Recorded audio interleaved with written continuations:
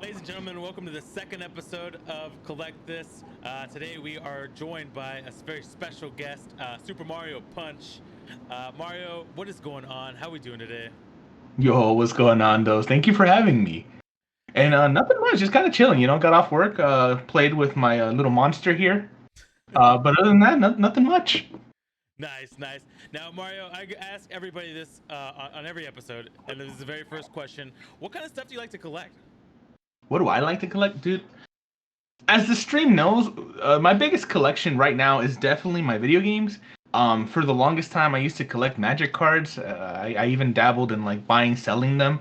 But yeah, definitely the biggest thing has got to be my video game collection. I've even made it a focus of my life recently. Okay, okay. Now, obviously, that background behind you is a wall of a variety of games that you own on Steam. How big is your Steam collection? Steam collection alone, I haven't claimed a few games, mind you. Like there's I've been a member of Humble Bundle for about 2.5, almost 3 years. So every month I get 15 games. You do the math on that 3 year span.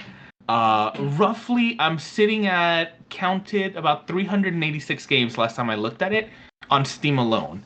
And then I still have, of course, all the other launchers on top of it. So we can tally up an extra 30 to 50 games outside of that just for my PC. Damn, damn. And obviously, I think you talk about Humble Bundle a lot. I know you're also an affiliate for CD Keys, which is another like really nice website where you can go and buy video games for PC for really cheap, honestly. Like, I always look at CD Keys just before I buy them on Steam, just in case. Hmm. You know, I mean, that's something I thought I'd bring up. It's on your profile. Obviously, if you go to twitch.tv, Super Mario Punch, you can find that affiliate key right there. Get the plug in. Yes, sir. Thank you for that. Now, obviously, do you prefer digital or physical? I'm a big proponent of physical. The sad thing is, when we're talking about video games, if you're looking at physical, prices are skyrocketing. Like all around, if you're thinking about, hey, I grew up with this one thing and you're trying to buy it now, you're probably too late. I've learned that lesson recently. Digital is a lot of fun. It's really great. I freaking love my Switch for that reason because I can have a massive collection on the go with me. But down the road, if something happens to my login, I can't log in anymore. The store goes down. We're screwed and locked out of however many games we have. And if you have physical, you're golden. Hopefully. Granted, of course, there's some things going on with Sony right now that might keep us from getting our physicals working. But that's hopefully they can change that soon. Yeah, I mean, physical now it's a lot different than it used to be, anyways. Because back in the day, it was kind of cool because you'd get this game, like especially like RPGs, and it'd have like a book that was like I don't know, like 30 pages long, and had like detailed pictures of like characters, and it was really cool. Like you'd read like the background, and even Twisted Metal 2. I remember like when I got that game, you could read the backgrounds and the story of every single character in the game, and it was really neat. And I always liked that. Man, I used to love those, especially with like the RPGs, because you could put notes on the on the little Yeah. thing. Be like, oh, I'm gonna come back to this later, and oh, this section I do this, and this. I always thought that was super dope because you got to learn about them and then write things for yourself later. I remember that too, and I also remember they used to put like a little like for the fan clubs, like they in the game, you could like send they'd have like a post stamped card that you can like send in the mail and join like their fan clubs and like get like stuff. I guess you could say. I remember a long time ago, I did it with Atlas, who makes Persona, which is a game you've been getting into recently. And Hmm. I remember I got like a Persona 2 CD or something like that. I don't know what happened to it, but my assumption is, it's somewhere in the depths of a bunch of crap that I own. But it was pretty cool. Man, so right now you're bringing that up, so it automatically brought a memory because I didn't really pay attention to those postcards until when I played Kingdom Hearts. I noticed that they had those, so I still have all of those, and I was like, man, I should have sent these in, but it's also kind of cool that I still have them, and I have them filled in. I just never sent them. Nice. That's actually even better, to be honest. I mean, I guess for a value, it wouldn't be better, but for you, like having it, I mean, you're not gonna sell those games. Those are like games that you've, had all your life. But it is that's pretty funny, man. That is. Um, No, yeah, my collection is definitely that thing. It's more for me than for selling. So yeah, hopefully I never have to sell them. You know. Yep. Yeah, exactly. I mean, I saw you. So recently, I know you've been you were talking about GameCube prices on stream recently, and I noticed. I was like, dang, like I hadn't realized how much GameCube games have gone up in price. I own a pretty decent collection. I didn't know. Like, I mean, I knew eventually, like one day they would go up in price, but I was like, wow, like some of these games, like Luigi's Mansion, is pretty dang expensive. It's wild, man. No, it's prices all around are just getting ridiculous. Like, especially for if we're talking GameCube right now, the people that started off on GameCube now they're becoming adults. They're like, hey, I'm starting to have a little money. Let me go back and buy some of these games that I may have either sold or traded in or whatever the case.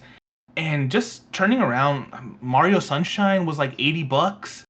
And the fact that you can't find these games that easily, even with like what Nintendo tried to do recently with Mario All Stars 3D, it was a pretty shitty port. So I personally would rather just go back to the GameCube and play it. But finding a GameCube, those are 100 and some change now. Finding the game is another $80. So that's $200 to play one game, and it's just becoming difficult because all these companies don't want to keep up with them. You know, it's crazy you say that because I mean, they are still remaking some of these games, and they're remastering them in high definition and making them look a lot, you know, they're working on it, but the value of these games are still, you know, holding strong. I mean, I can't, I mean, not just the Mario and Nintendo games. I mean, there are like Atlas RPGs that have been re-released. I mean, Persona 4 is an example of a game that got re-released multiple times, and there's even like you can still buy it digitally. Like a lot of people used to say, like, okay, if you release a game digitally, like the value of the you know, physical copy is going to go down, but it really doesn't at all. No, especially when you're talking about collectors. Like, for myself, I love having the physical. So, like right now, I'm looking to get the collector's edition of Dead Cells because I really love that game, but it's hard to find. For me, I want it on my mantle. I want to show it off. I want that. So even if they re-release it 100 times, because Dead Cells is on everything, but finding a physical version of it is still $60. Why? It's a $25 game, but the physical is 60. How does this work? Yeah, man, it's crazy. It is nutty. So I know we were talking a little bit ago about how, you know, people have grown up now, like, you know, people are adults, and they're kind of, you know, it's nostalgic. You know, it's nostalgia that they just want to go back and buy things. I mean, we last week's episode we kind of talked about trading cards with B Spear, and now, you know, the same thing. I mean, these kids have grown up, they're adults now, and they're like, oh man, like I missed out on these games, or their mom sold their games a long time ago, and now they're like, dang, like I gotta rebuy my collection, and that's really why like some of these games are going up. So like they're shooting sky high. And then, you know, Experimental kind of brought up a good point. Like some of these people are like getting, you know, stimulus checks and spending their money on things like that, and that's another thing that, you know, true. Yeah. I mean, especially yeah, if you're going in that route as well, a lot of people they're bored, they don't know what to do with themselves. They have a little bit more money because of stimulus checks or whatever the case is, and they're trying to find a way to keep entertained. So maybe this is the right time for them to go out and buy these games or pick up these things they may have just slept on for a while. Um, I know some of these games that for me, I always thought, hey, I'll go back and buy them later. Even like the Pokemon series, I talked about those. You can talk about the Pokemon cards, which that's one beast all its own. Where Charizard is $500. I don't know why. It's never been that good of a card, but you know it's nostalgia there. But then if I try to go back and buy like Pokemon Black and White, that's $100 a piece, if not more. And it's just right now people they're trying to find things to entertain themselves with, or and now they're competing with the collectors. So Yeah, that is actually a good point, and that's pretty wild to be honest with you. Like, I mean, I continue to I monitor things like that from time to time. I know last year, right when COVID started, I was looking for, I think I forgot which Wild Arms I didn't have. Oh, I used to have Wild Arms Ultra F. I don't know what happened to it because I have it on my list of collections, like collecting, you know, games I've collected and have, but I couldn't find it. So I was like, all right, I got to rebuy it. And then when I started the YouTube last year, I remember I bought it from, I forget what the website is called. It's on the YouTube, but I bought it from there. It was the cheapest price I could find it COVID had already, started increasing prices on that game, and it came in pretty good. It came for what I paid. It came in relatively good shape. It had everything in it. It had like a big old sticker on it, like from whenever it was sold at like Circuit City or whatever. So that was kind of cool too. I don't know why, but I like that kind of stuff, to be honest with you. Yeah, no, I mean, like some of those things. I'm surprised that on some of these games that I've bought, and hey, I bought it for $10. I bought it for $6. I remember I bought Marvel vs. Capcom 2 for my brother for the Dreamcast almost 15 years ago, and we got it from Blockbuster when that still existed. And I was like, you know what, this is great. Let's just buy it. It's original Dreamcast box and everything, not that Blockbuster thing. And just you go back and you look at it now, and it's just ridiculous. But it's one of those things there. Yeah, it's unfortunate, man. Blockbuster, and then I think Dallas area had the Family Video, which went out of business last year, which was really unfortunate because I remember they would have some really rare games, like they wouldn't sell it, so they would just have it there in stock, always to rent, and that was always a cool, like, pretty neat thing. I remember going in there when I first moved to Dallas, like 7-8 years ago, and I was like, dang, like this is cool, like it's like Blockbuster. Houston didn't really have anything like that, and you could rent videos, you can rent games, you can it was neat. I enjoyed the whole the whole process, I guess, of experiencing kind of Blockbuster as an adult. I still remember here in Dallas, we had so many. We had like Hollywood Video, Family Video, Blockbuster, and then everything just kind of went away. Circuit City. Circuit City was a thing. Oh my god. Circuit City was a thing. Yeah, and I know GameFly exists, but GameFly doesn't keep like, it's so different because you can't just walk into a store and pick out a game. With GameFly, it's like you gotta go online and like go through the catalog, and by the time it gets there, like you may not be in the mood to play that specific game anymore, if that makes sense. That's kind of how I feel about it. Yeah, I mean, like things like GameFly, I don't agree with them, unfortunately. Only because I'm like, like you're saying, you may no longer be feeling the game, you may not care for it. Personally, when it comes to gaming, I do agree with kind of how was that thing, the Google Stadia. Yeah. I do agree with things like that. If they can get the technology right, I feel like that's definitely the way to go. Where if you can rent the game from them, where they're like, hey, for the week you can have the game, give us $10 or something. I think like that might be a great way of doing it, or a similar to what Xbox is doing, where you're just like, hey, I'm paying you $15 for the month and give me 100 games. Let's go. In that direction, I feel like that's a good way to put it. Where with like GameFly, I'm like, I don't want to be responsible for your physical game that you're sending me. It just doesn't seem right to me. I agree with that, actually. And I actually like the Stadia. I like the whole idea about the Stadia too. Like, you can rent games, but on top of that, like, you don't have to have the strongest laptop to play a game. Like it would really benefit people that can't afford $1,000 for a computer.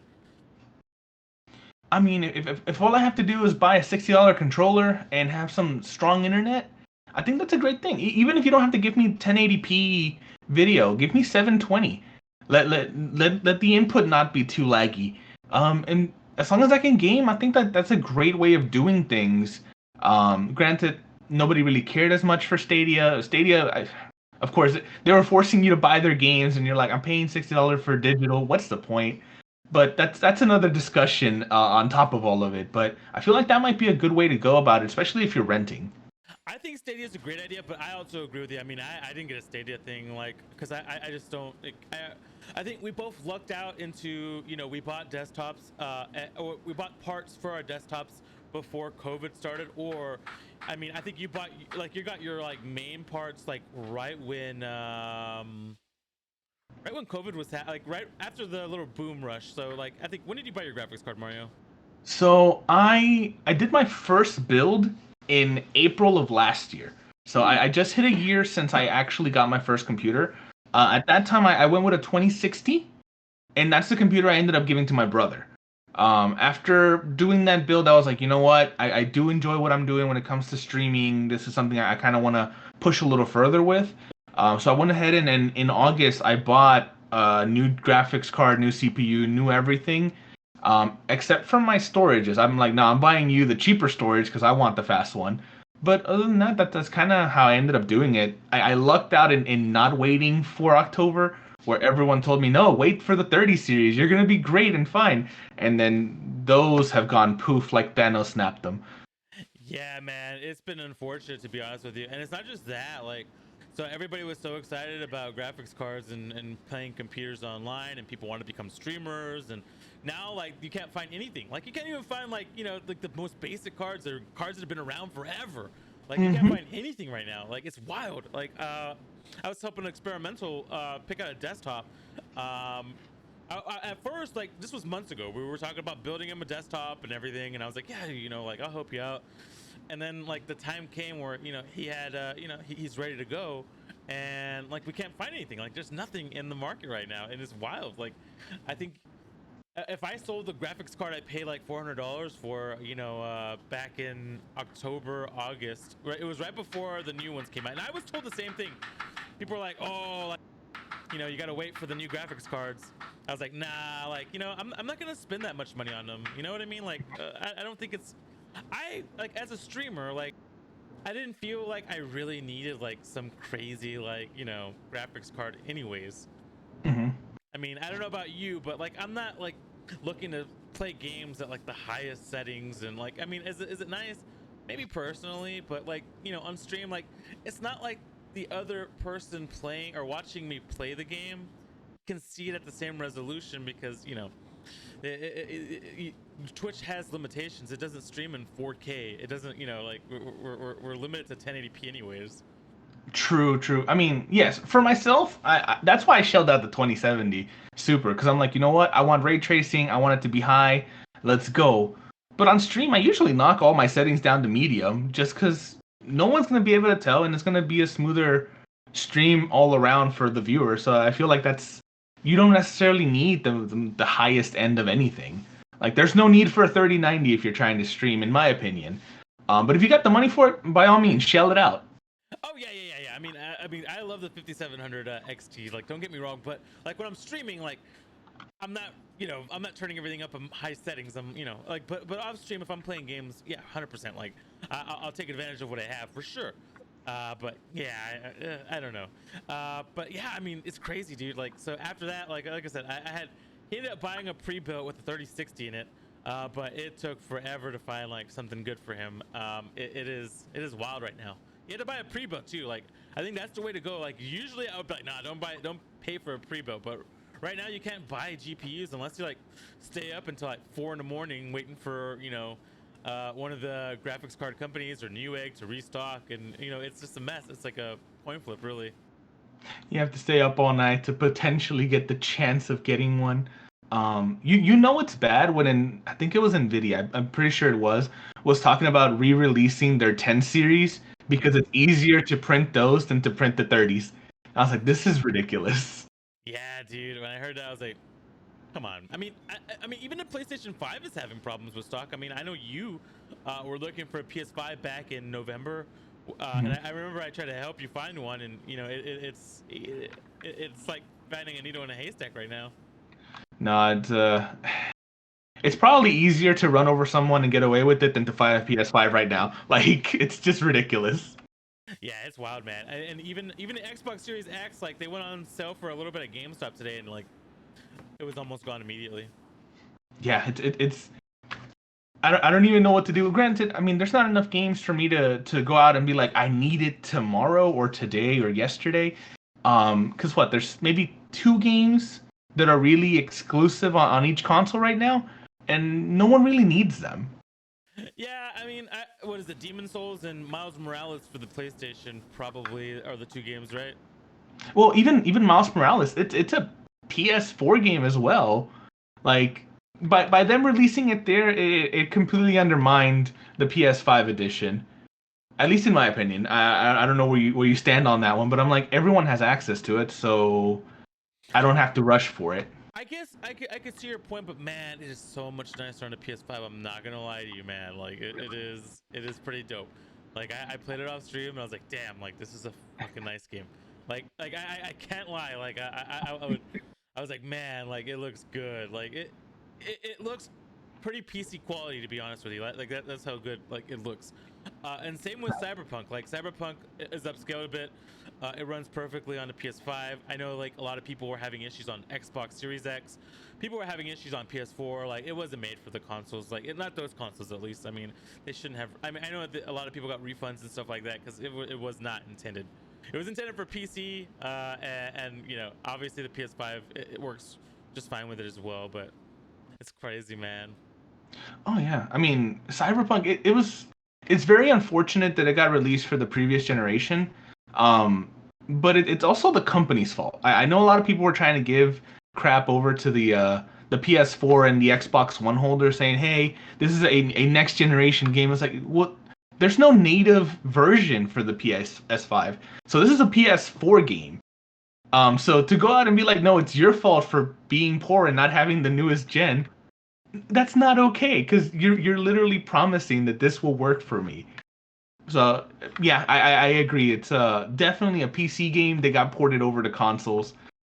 First and foremost, from what I saw. I absolutely agree with you, and it's unfortunate too, because I mean, even there's people with money waiting to buy a PS5 that still haven't bought a PS5 that want to play Cyberpunk and maybe just don't have the they don't have the money for a PC because PCs are like hard to find right now. Like you can't. It's not like you can just build like like you can't just build one. Like PS5 is probably like the best price for what it has in it to play Cyberpunk right now, because you can't play it on just any PC either. True. Oh man. See, if they were readily available, it would be great. But they didn't have enough launch games. They should have waited until this Christmas for 2021, just so they have enough stock available for it. Honestly, I absolutely agree with you. I think they should have waited. I think there's not enough games for either one. Like both. Like what is on? I don't even know what's on the Series X, to be honest with you. That's exclusive. There's that one dual-sided game that's on PC that's like tearing up even like the 30 series graphics cards. Okay, but it's on PC. You know what I mean? Like, yeah, Microsoft has all their games on PC, so there's not really an exclusive game for the for the Series X. So like, you can't just get like off of Steam or another online competitor. It's weird. Like, gaming is weird right now, and COVID definitely has caused it. I know COVID's caused the delays on some of these games for getting released, like because the studios have to like be at limited capacity, so that means it's just a mess right now. And I miss gaming, and I hope everything goes back to at least we could buy new games, like good new games. True. I mean, the one good thing is hopefully more games are coming out that are better quality. We don't want to keep seeing these cyberpunk situations. But luckily, this also forced, at least for me, I'm not sure if this applies to you or to many other people. It forced me to look at the games that are out there already and find random gems that I may not have thought of originally.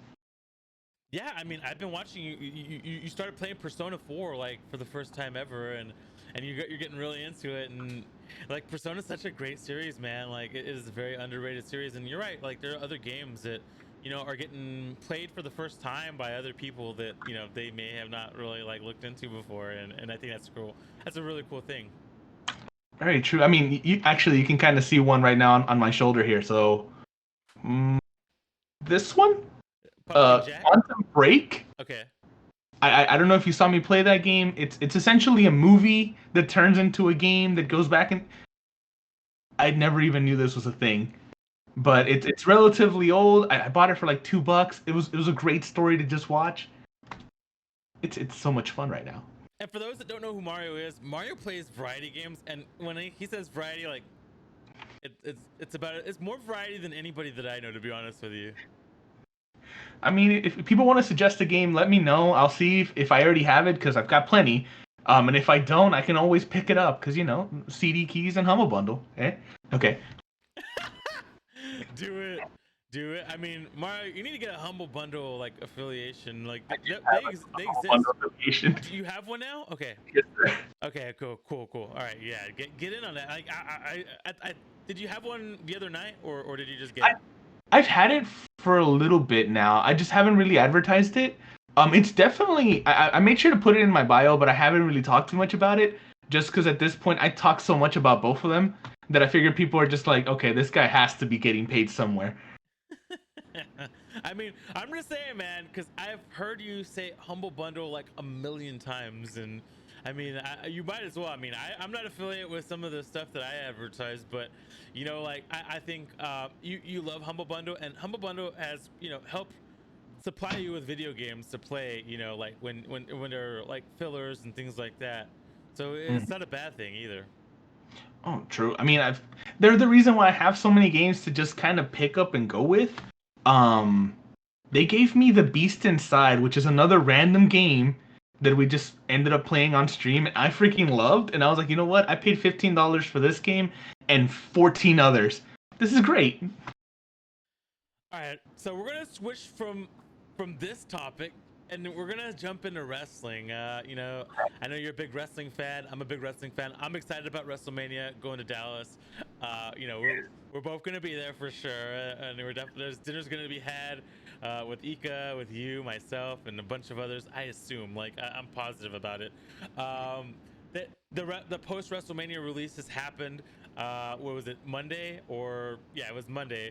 And I'd say it's been like 4 days now. Okay. And so Samoa Joe, Billy Kay, Peyton Royce, Chelsea Green, Tucker, Kalisto, Bo Dallas, Mojo, Wesley Blake, and Mickey James all got released. Is there anybody on that list that surprised you? So out of everyone in there, of course there was quite a few that surprised me.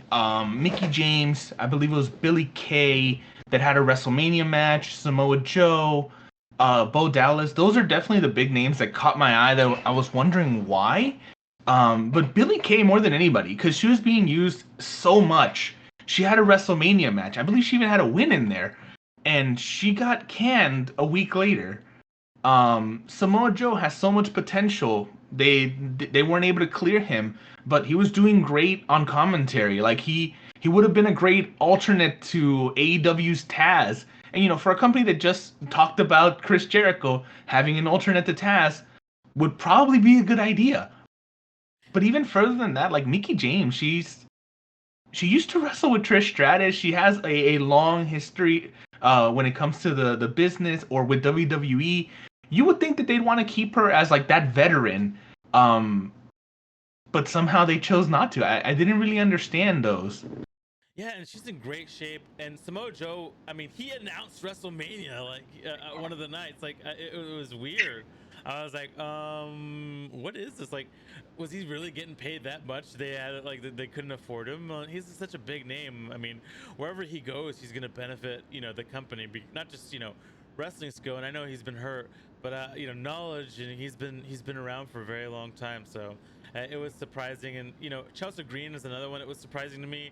I know she got hurt and broke her wrist, but she was about to get like a main event push on one of the major brands. Like she went through NXT, cleared it, and it's weird because in a sense, like, she was part of Tough Enough a long time ago, and then she went out and made a name for herself and came back, like got hired, and and still got cut. So it's a weird one for me too.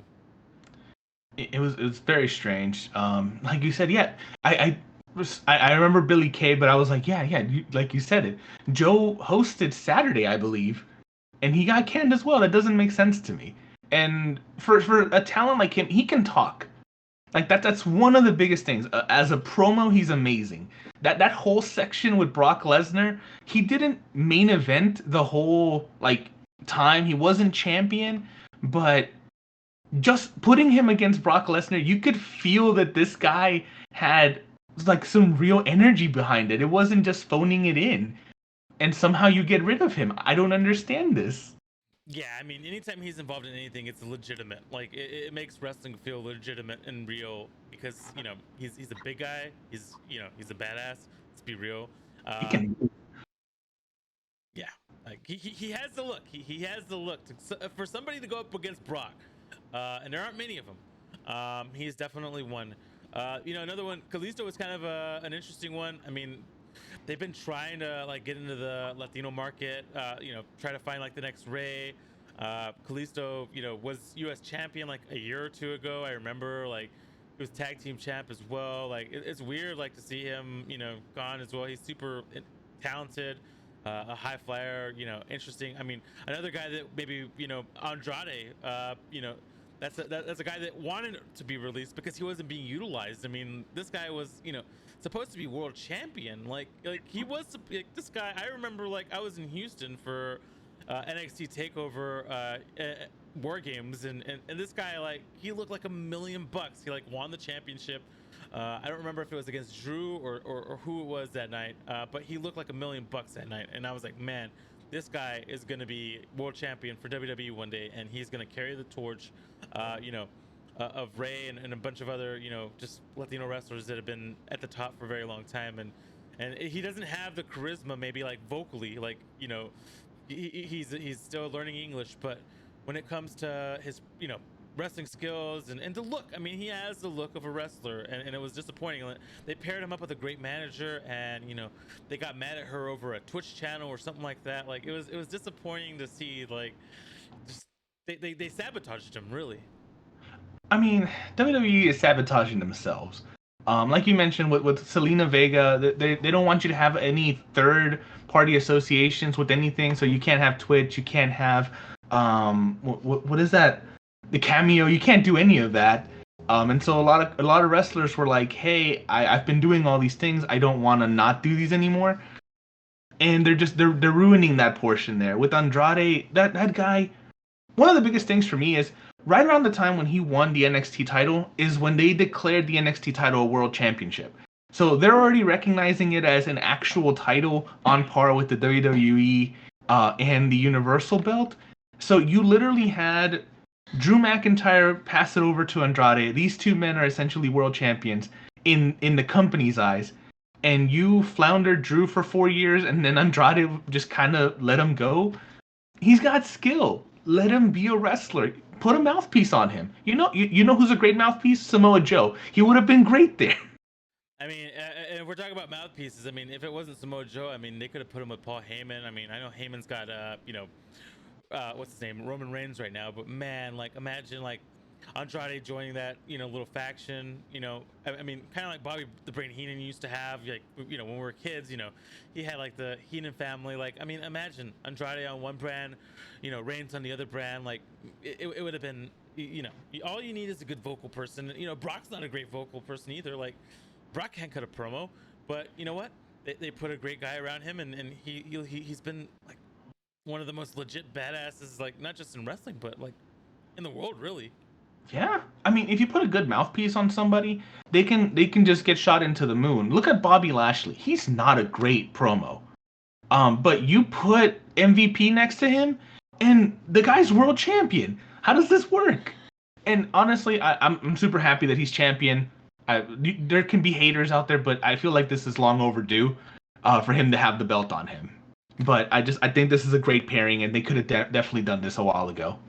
100% agree. Yeah, Bobby Lashley should have been champion the last run he had with WWE when, but it didn't happen, and he went to TNA. Yeah, he went to TNA, and he won their championship over there. But yeah, he deserves it, and he should be. This is long overdue for him, and I'm glad. And MVP too. Like MVP is such a great. MVP also really like got kind of screwed over when he was younger too. MVP was an amazing wrestler. He had a lot of charisma, a great talker. I mean, well, hold on. The wrestling skills not the best. I'll say that. I mean, probably average. But everything else, like he had the MVP gimmick, with the chain, like the basketball hoops. I remember like the pyro that he had, like it was just so no, dude, like just the stuff that he had was swagger, man. It was like Ric Flair, but like with a modern twist, was what MVP was, and he could pull it off, and he did a great job, and he had the size and everything. Like it was disappointing, like like to see him go. Yeah. and all he had to show was a U.S. title. Really, like, I mean, I don't even think he won the Intercontinental. I think he just won the U.S. and a tag maybe. I think you're right. Yeah, I think it was just the U.S. Yeah, he only won the U.S. and maybe the tag titles, and that was it. Like, that was his run. Like, he won his U.S. title like 2 or 3 times, and that was it. Like, it's weird. Like, it's weird to me. Like, those titles used to be like, all right, the person that wins this, mid-card title is next in line to win the world championship. And now it's not like that. It's so weird. Now it's like, well, let's bring fucking Goldberg or somebody like, off the scrap heap that just wants to get a payday for, a couple of weeks and it's so, I don't know. WWE has to make new stars. They got to stop with this. Andrade was the new star. That was a guy that could have been a new star, and they let him go. And it's so weird to me, like, just how WWE's been working for a while, and now there's competition. I mean, AEW is around. AEW is entertaining. I don't watch it every week, but I've enjoyed what I've seen. I mean, I don't know about you. Oh, I've definitely enjoyed AEW. One of the, at least in my opinion, one of the biggest things that AEW has going for them is they have young talent. WWE has a great roster across the board, but if you notice, the majority of them are in their mid-30s and up. Like right now, the new and hot commodity is Cesaro, who's been with them for 8 years, and they're just now trying to push him forward. But I mean, he started when he was in his 30s. He's in his late 30s. I believe he's like 37 right now. I might be off here, but AEW doesn't have that problem. AEW has the ability to let their younger talent beef up their older talent. Like things like Jurassic Express. Those guys can lose every day, and their credibility isn't ruined by losing to John Moxley or by losing to Jericho. Why? Because these guys, they're here. Well, Moxley was champion not that long ago. Same thing with Jericho, or even right now with Kenny Omega. These guys can be champion right now and beat all of these younger talents who over time they'll start developing their craft and getting better, starting to get those wins. So they have that ability to grow as a wrestler, where in WWE, they don't have that. And once they decide, hey, I'm going to put the belt on you, you're just here for 3-4 years. And now everybody else that's on par with you isn't getting that same push, which, at least for me, just feels like they're wasting most of them.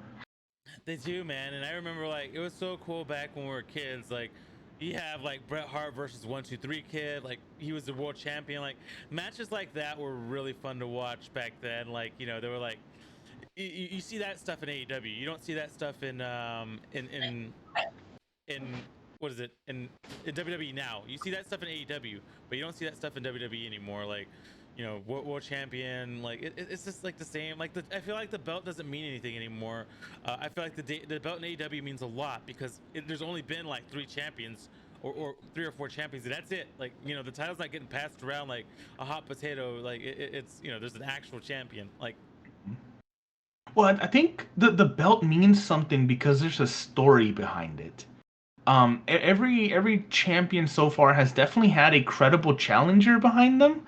Where, granted, I mean, we all know that wrestling is predetermined, but at the same time, you watch the story and you're like, wow, I really want something to happen here.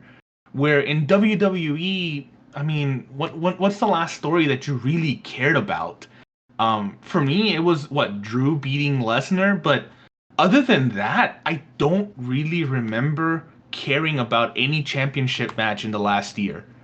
Even leading into this WrestleMania, granted, I love Edge, but I didn't care, unfortunately. I really feel like they missed the ball on the Edge stuff, man. Like, I think that it would have been really cool if they actually pushed that storyline and it was just Edge versus Reigns. I think Daniel Bryan had his comeback moment already. Like when he came back the first time, or he came back that, was it 2 years ago against Shane? I think they really missed the ball on just it being a 1v1 match, Reigns versus Edge. Like Edge is coming back for his redemption. Like, he didn't lose the title. Like, they really messed that up.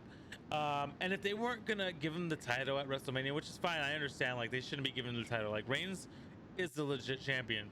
They should have waited for that moment for Edge. Maybe the Raw after WrestleMania or for SummerSlam or something like that, where he actually wins the title that he's going after instead of, you know, losing. But I do feel like they dropped the ball on the Edge storyline, but I feel like they dropped the ball on every storyline. Like Kofi Kingston was a amazing WrestleMania storyline 2 years ago. Amazing. Then they have the biggest SmackDown in the history of SmackDown on national TV. They have this guy lose in like 10 seconds to fucking Brock Lesnar. Like, it was like so demoralizing. It was like first WWE Black Champion, and that could be debated. I know that, you know, there's people that say The Rock, and you know, there's other people, and it's fine. But that was the first in our, you know, like in the last 15 years. Like it was really cool to see, and it was really special. And I think a lot of people were touched by that moment. And then just to have Brock Lesnar come in and, like, you know, 5 months later just completely wipe the floor with him, it was just like, what is this? Like, this is the best storyline you've had in since I can remember. Like, as an adult, I can never remember any better storyline than that storyline, and they just kind of pooped on it. I mean, the Kofi arc was amazing. Like, yeah, it was. You knew he was gonna win. If you watch that WrestleMania match, they're like, "This is for after the match, like telling you that he's gonna get the belt. Granted, if they swerved you, that place would have been on fire. But just watching that Kofi like run was great in my opinion, because as a longtime fan, I was like, yo, he's getting that Randy redemption. He's doing all these great things. They're showing that they actually care for their wrestlers, at least a little bit. And then to have him lose it in 10 seconds, it's like, here's one F5. And what really, really bugs me about the Kofi run as champion, he never fought back. Like, if you watch anything afterwards, he was back to smiling a month later, not even mad that he lost the belt, not demanding a rematch, nothing. He was just like, back to being the New Day. Let's be happy. And I'm like, this isn't what we're expecting out of a fighting champion. Yeah, I agree, man. I was just like, I mean, I don't know what, like, Undertaker's streak probably should have never been broken unless it was Roman Reigns. That's the only guy, in my opinion, that should have beat Undertaker at WrestleMania. It has to be a guy that's brand new that needs a, you know, needs a push, and not a push, like, because in a sense, like, being the Undertaker is going to give you heat, and that's what happened. And even with Roman Reigns, like, you know, they had him beat him, like, what, 2 years or 3 years later, and Roman Reigns got nothing but heat. Like, it was like, oh, like, don't do it, like, don't do it now, like, you know, you're just gonna make people more mad at something that already happened. It's so, I don't know why they do this, but I feel like they kind of like bury themselves in a sense, just to, like, I don't know, like those YouTube videos, like, you know, those topics are like, oh, like, you're gonna be shocked by it when you see this. Like, I feel like they try to do that, but it, like, kind of backfires on them every single time. True. I mean, with the Undertaker streak, I don't think anyone could have won it. Like, regardless of what we think, there's no right choice. Me and my brother were always saying, yo, Kane should be the one to do it. But then Kane already had, what, 2-3 matches? Hunter couldn't do it in 3 matches. Shawn couldn't do it in 2. For me, it may not be a popular choice. I almost feel like they were right by giving it to Lesnar. Only because they did have a run in the early 2000s in his first setup where Taker only got 1 win over Lesnar. He got like 4 losses. So it was a common thread that he was not beating Lesnar. And then giving him that win just gave him that pop. And granted, I mean, whoa, this was what, 7 years ago when he won, that he broke the streak. That was Lesnar. He's what, 42, 43 right now. He was in his mid 30s. It's a good way to just give him that strong run into the twilight of his career, where Taker's already kind of finishing that off. And unfortunately, Taker kept going after that loss, but I felt like that was a good way to push someone else into the stratosphere to carry on the torch. Granted, I don't care for how they booked Lesnar, the whole showing up once every blue moon, if the money's right. But, you know, that's still another thing. But I do feel like it may have been the only person that could have taken this, especially because, like, different wrestlers kept saying, I don't want to do this. Like, Edge didn't want to do it when they had their match. Angle didn't want to do it. Like, I don't know if there was anybody else. And I think Roman would have just been destroyed if he was the first one to do it. I said he still got destroyed in a sense because he still won. Like, you know, Yeah.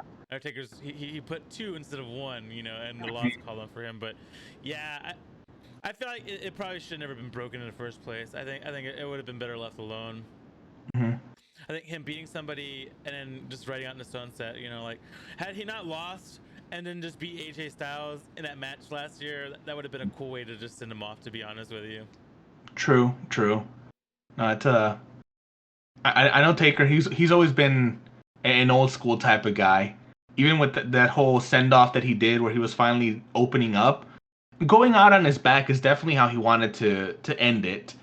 But then him searching for that perfect match, I think, is what really just ruined it after his loss. If he would have just given up after either the Lesnar loss or the Roman loss, the way that he played it off, it looked great as a way to just leave. He's like, you know what? I've gotten 2 losses. I'm no longer the same guy. That was a great story to me. But then he came back, and of course everything happened. Well, I mean, I think he would have still come back no matter what, because then, you know, they got that contract, you know, overseas with I forget who it was, but you know, the crown prince.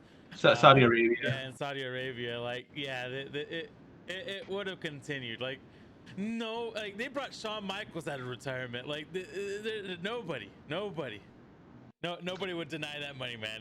Those are good paydays. I don't know. I give you one person that can deny that money because he's been doing it for 20 years now. Austin hasn't come back. True, but I don't. Yeah, but Austin doesn't want to mess up his neck. I mean, Edge had the same setup. True. Yeah, that's true. Like, who knows? I mean, yeah. I guess you're right. He's the only one, and we'll see if Punk ever comes back again. I know, you know, Punk didn't, you know, he retired on his own, but we'll see. I mean, I know he's kind of attracted now to, you know, Samoa's on the market, and I saw that. I thought that was hilarious. I was like, oh, now that Samoa Joe's free, you're like, you know what? I can go on a date or two.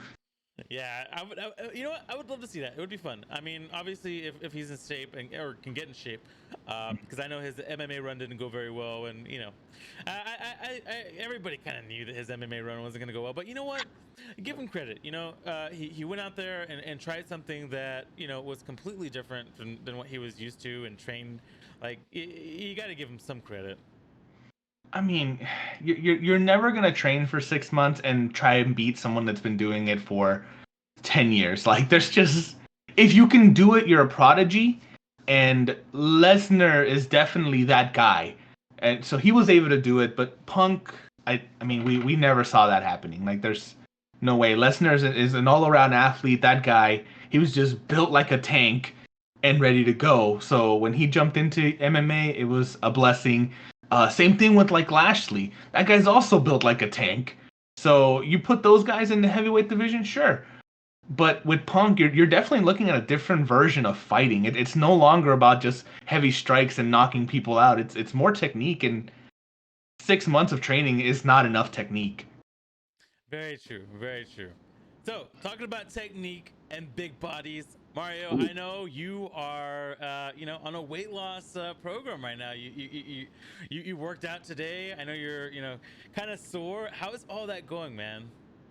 Bro, my legs are jelly, and it really sucks because I can't eat jelly, so I'm really mad right now. Um, so I got my first COVID shot on Thursday of last week. My second shot is on the 6th of next month. But I was like, you know what? My mom already got her shot. I'm feeling a little more comfortable with going out, doing the gym thing again.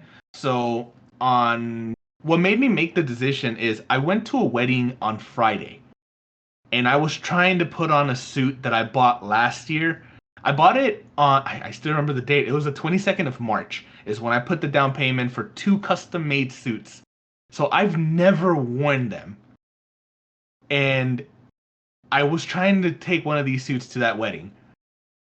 When nothing closes after I spent all that money, I was mad. And Ika can come into the room and tell you how pissed I was that I couldn't wear these suits. They're like, you know what? I finally get to wear them. And no, I can't.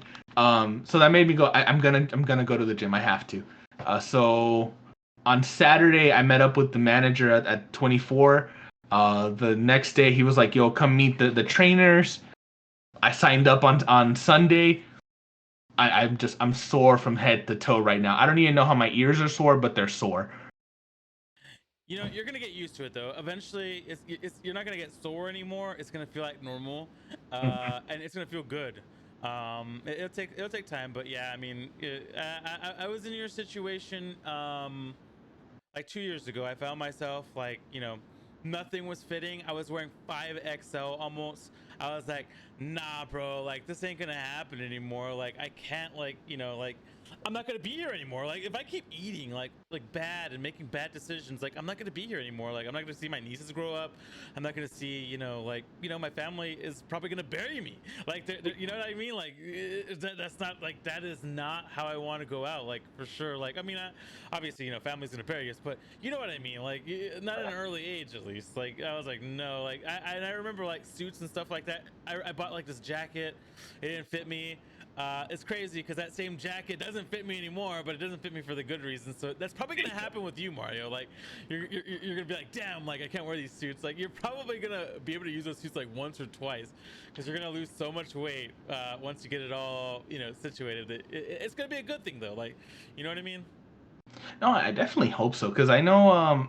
So originally, before I even met you, I started working out roughly at about mid 2018 to late 2018. So right around that September time frame, I was like, you know what? I'm way too heavy. I'm 6 foot, 5'11" ish, whatever you want to call it. Depending on a liquor store, I can be between 5'8" and 6'5". But I was at 310 pounds. So that's already way too heavy for my height. I was like, I need to lose some weight. Even further, I don't know much about my dad just because he wasn't in the picture for the longest. But about a decade or so ago, he decided to come back, talk to me. He'd already lost a lot of weight. His doctor told him, hey, you have heart problems. You can't be eating red meat anymore. You can't drink alcohol. And I was on the same path as him because we're a big family. And I was like, you know what? I don't want that to be the case. And similar to you, I don't want my mom to bury her youngest son. That's not a good idea in my book. So I was like, you know what? I need to lose some weight. I went down from 310 to 240 in a matter of about a year and a half. It's a good drop. And then COVID happens. So just as I'm getting into the space that I want, because I really wanted to get into that 215. I was gonna say 315. Jesus, don't put me there. I wanted to get into the 215 range. COVID happens, and then I have to quit the gym. I used to go 4 to 5 times a week for 2 hours a day. And quitting, I live a very stable life. I don't move much. This is literally my work desk that I'm in front of. I picked up 30 pounds. So, not fun. Yeah. I mean, that's the thing, man. Like working from home, you don't move a lot, and I mean, COVID makes it more restrictive. Like, my weekends used to consist of going to the movies and doing a bunch of stuff. Now it's like, well, should I go to this place or not? Like, and I got my first COVID shot recently as well, and I think my second one is in like 2 weeks or something like that.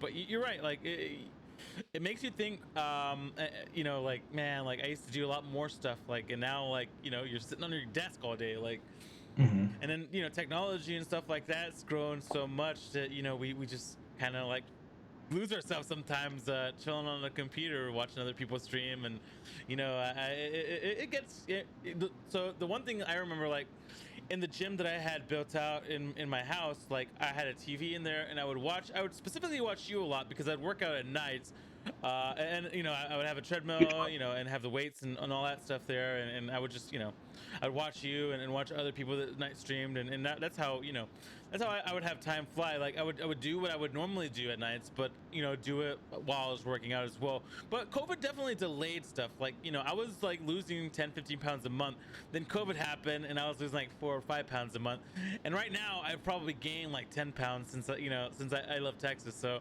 I obviously have to get back on it as well, because my shirts are feeling fine, and they're all like smaller than I used to have. Like I said, I went from a 5XL to a 2XL.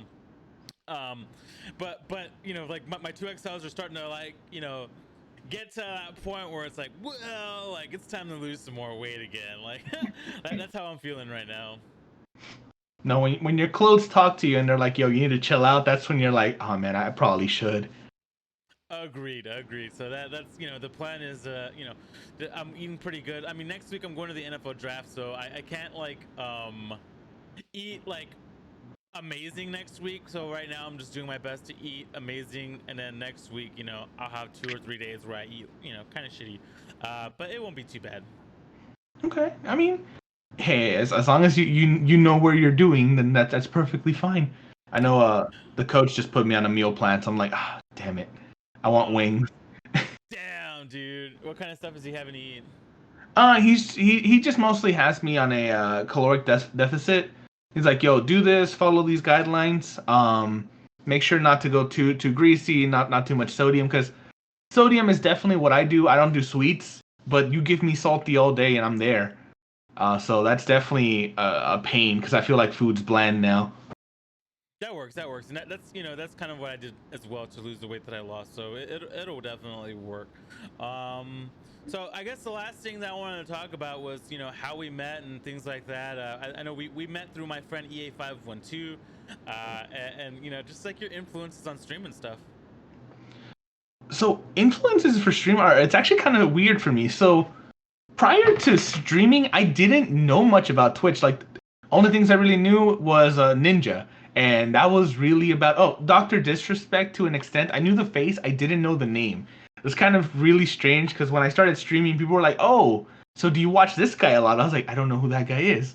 Or even to this day, I've only recently found out who Pokimane was because someone was like, "Yo," and they asked an off-color question, of course, about her because of the news that she was in. But I was like, I don't know who this person is. As for influences, I do use you quite a bit. I feel like you're very friendly and you have that community and energy. So that's one of those things where I'm like, you know what? I want to have not necessarily the same frame that you have on yours because you're already here. Why am I going to copy you and be another you? That doesn't seem right. But just having that energy where people are always welcome and you're just bringing them in, that's super dope to me. From the people that I know, I've watched random larger streamers that catch my eye here and there, and I was like, yo, that's kind of dope. Let me steal that idea, and then just kind of moving from there. But other than the community that we're in, I don't have many influences just because I don't watch too many streams outside of you guys. And it's kind of strange just because I when I came in, I was like, I don't want to talk to anyone that has more than 1,000 followers, just because I want to actually talk to people. So that's kind of what got me into it. That first PC, I was like, let me go find somebody. So that's how I found Nat. That's how I found EA. I believe he was playing GTA that day that I jumped in, and I was like, yo, what's up, man? How you doing? And we kind of just started talking, and then from there, everything just snowballed into meeting everybody else. That's nuts, man. I didn't know that. Like, I didn't know that you saw him playing GTA, and he was probably like talking shit with his friends or something like that. I mean, he has like all the hacks and stuff like that in the game. Like, and Nat, what was Nat playing when he first discovered her? Me and her were playing the same game. We were both playing The Outer Worlds. Joe had just told her that, hey, this is a great game. I love it, and him saying it, of course, he doesn't know me. But he was telling her that he loved it, and she had the Xbox Game Pass at the time, so she's like, yeah, sure, I'll play it. She found it really boring, and then ended up dropping it. And for me, I was like, this is more of a me type game because I'm gonna get lost in looting and shooting people. But that's how we ended up meeting. She was playing that game. I was like, yo, let me go see what she thinks about this. And yeah, that's pretty much what I ended up doing with a lot of people. I'll find smaller streamers, talk to them for a few days, and then we just kind of became friends like that. I love that, dude. That's like the dopest thing. I mean, we still do that. Like, like we still like to raid, random small streamers that we don't know. They're not a part of our community, just so we can get to know them. And that's the way to do it, man. Like, just to pop into people's chats and get to know them. Like, I think that's super dope, dude. And it's funny because like now, like a bunch of us are like, over 1,000 followers, et cetera, et cetera. Like, we're all growing, and we're getting there, and it's fun to watch us all grow, and it's fun to watch everybody, like, from the first day that we saw them stream to now. Like, it's so completely different. It's so fun to watch the progression. You know what I mean? Oh yeah, like just the little tips and tricks that everyone gives each other, definitely throw me off a little bit because I'm like, man, we from where I started with the green and pink color scheme to where I am now is like, yo, this is super basic. This granted, I paid for it. I didn't make it. I'm not that kind of person. I'm not gonna make everything. But I was like, yo, this is actually kind of fun. The changes that I've made there, or watching Nat, or even you, like you've definitely jumped from where you started to now. Because I think I met you. You had like 400 followers at the time. Probably not And, even 400, man, because I think you've been following me since like June, July. So July I hit 200. oh, geez, okay. Because I met you the week that I hit affiliate.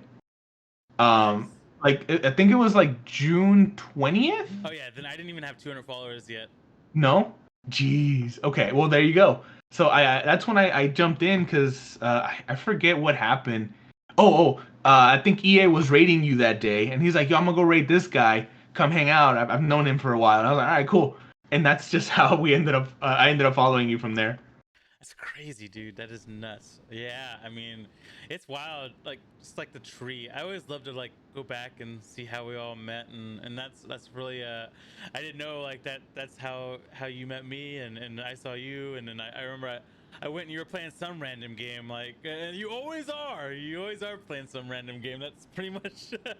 It's like It keeps it from being boring because you're like, "Oh, I know what he's playing." No, no, you don't. no, yeah. You're always playing something new, and that's the best thing about you, to be honest with you. Like that's just, you know, it helps other people to discover games, and it also brings people that love that game to you. Like you know, like you get new people in that you know Mhm. are just looking for that specific game.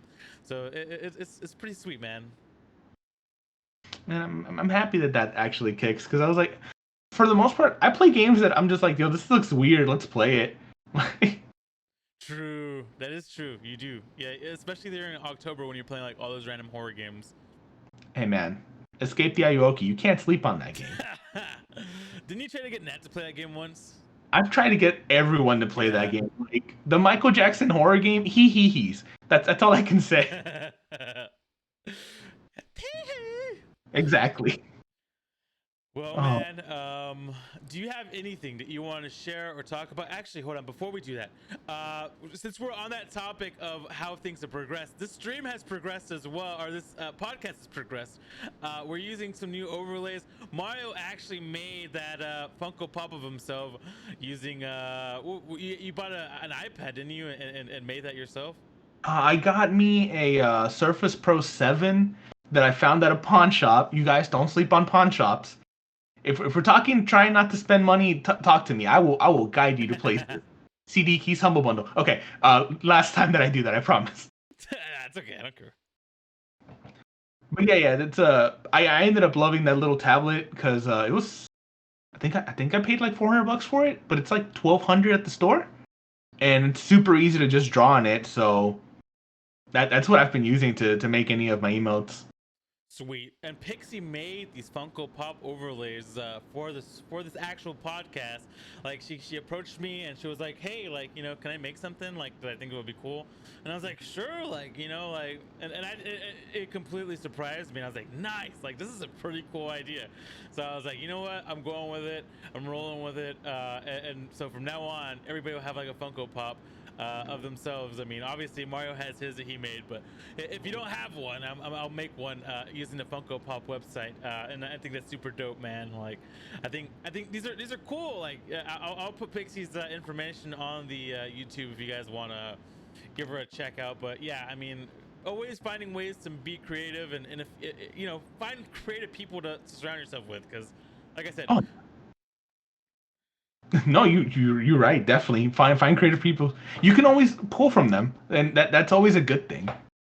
Exactly. Yeah, I agree with that as well. I mean, finding inspirations, whether it be a big streamer or a small streamer, like you know, find different things that you can like speak to you, and maybe you can speak to other people. You know, that's the best advice I can give you for sure. Like anybody that's starting off streaming. So yeah, Mario, anything you have you want to talk about before we you know say goodbye? Oh man, Dos. I've always wondered. So, how much wood would a woodchuck chuck if a woodchuck could chuck wood? Tell me. I mean, it depends on how big the wood is. You know, we have to get calculations on the chuck as well. Okay. You know what? I'm gonna get the dry erase markers and stuff. We'll talk about it after this, okay? Let's do it. Let's do it. I, um, Mario, it was an honor, obviously. You have anything else?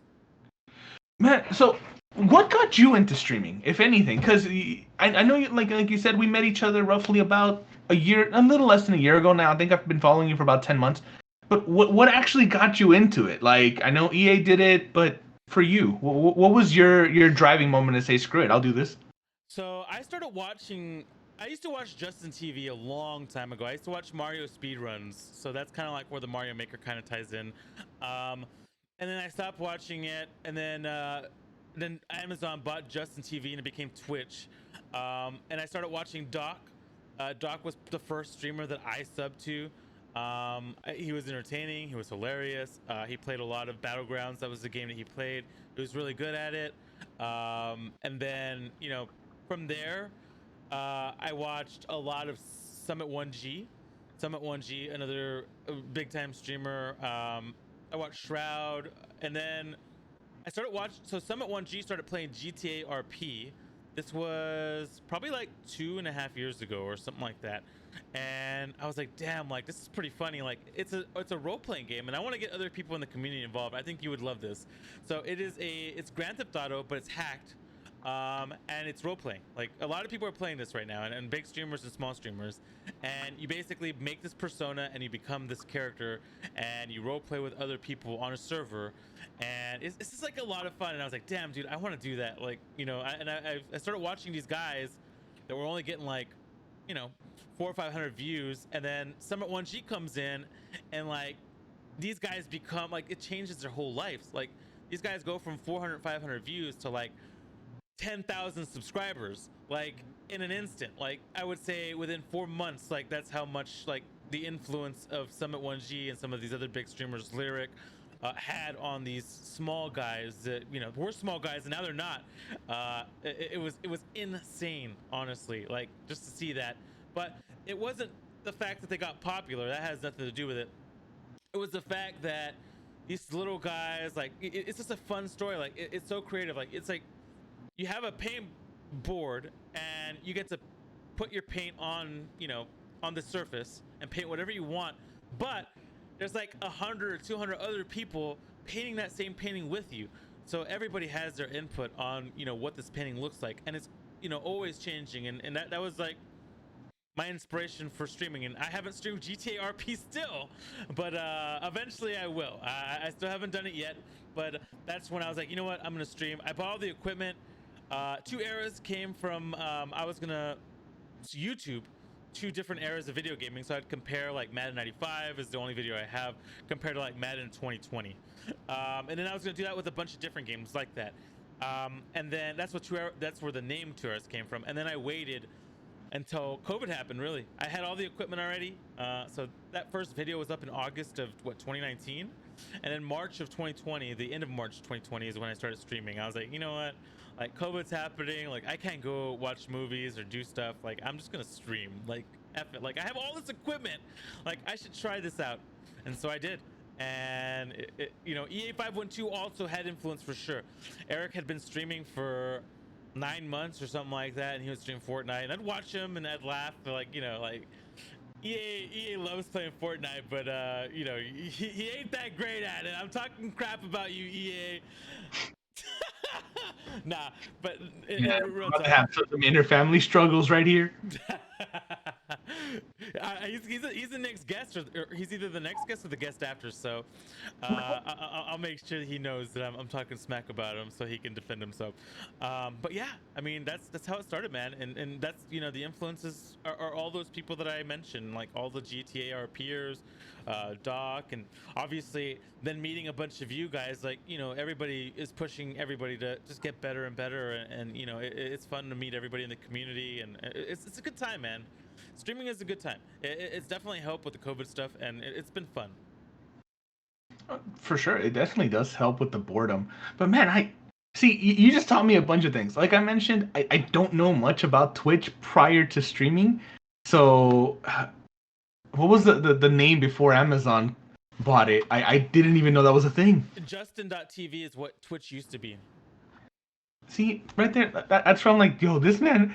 To me, you have a lot of knowledge that I just wouldn't have, because of that reason. I'm like, yo, this all that sounded awesome. Like GTA RP, what is that? Let me know about it. I'm down to play with you. Let's talk.